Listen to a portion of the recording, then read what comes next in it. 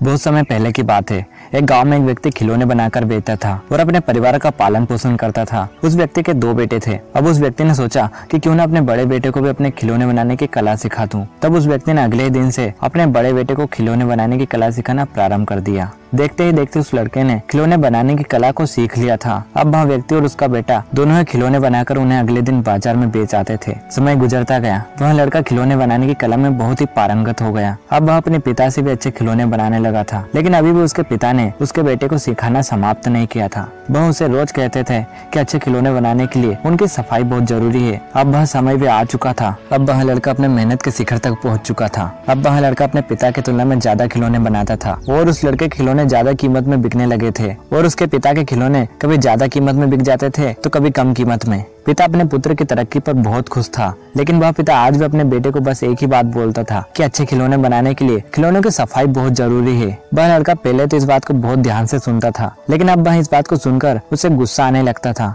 कि पिताजी के खिलौने तो मुझसे कम कीमत में बिकते हैं, जबकि मेरे द्वारा बनाए गए खिलौने तो अच्छी कीमत में बिकते हैं। जिसका ये मतलब है मैं पिताजी से अच्छे खिलौने बनाता हूँ, फिर भी वो मुझे रोज यही क्यों कहते हैं कि अच्छे खिलौने बनाओ। एक दिन जब वह पिता और उसका बेटा अपने अपने खिलौने बेचकर वापस अपने घर लौट रहे थे, आज वह लड़का बहुत ही खुश था क्योंकि आज उसके खिलौने बहुत ही ज्यादा कीमत में बिके थे। वह बहुत ही प्रसन्नता के साथ अपने पैसों को गिन गिन कर अपने जेब में रख रहा था। तभी उसके पिता उससे वही बात दोबारा कहते हैं कि बेटा अच्छे खिलौने बनाने के लिए सफाई बहुत जरूरी है। यह बात सुनकर उस लड़के को गुस्सा आ जाता है और वह कहता है पिताजी अब तो मैं बहुत अच्छे खिलौने बनाने लगा हूँ, फिर भी आप मुझे बार बार यही बात क्यों कह रहे हैं। मैं जानता हूँ कि आप मुझसे जलते हैं क्योंकि मेरे खिलौने अधिक कीमत पर बिकते हैं ना, इसलिए। अपने बेटे की इन बातों को सुनकर पिता जान चुका था कि उसके बेटे को अपने हुनर पर घमंड हो चुका है। तब पिता ने शांत होकर कहा, आज मैं अच्छे खिलौने नहीं बना पाता हूँ क्योंकि बहुत समय पहले मैंने भी तुम्हारे ही तरह अपने गुरु को यही बातें कही थी। तब मेरे गुरु ने मुझे सलाह देना बंद कर दिया और इसके कारण मेरे कला में और अधिक निखार नहीं आया, जिसके कारण आज मेरे खिलौने अधिक दाम पर नहीं बिकते हैं। अपने पिता की इन बातों को सुनकर उसके आंखों में आंसू आ गए। वह अपने पिता के द्वारा कहे गए एक एक शब्द को जान चुका था। उसने अपने पिता से अपने किए गए गलती के लिए क्षमा मांगी और वे दोनों अपने घर चले गए।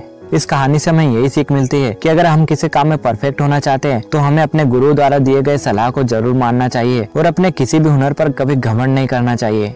जय हिंद, जय भारत।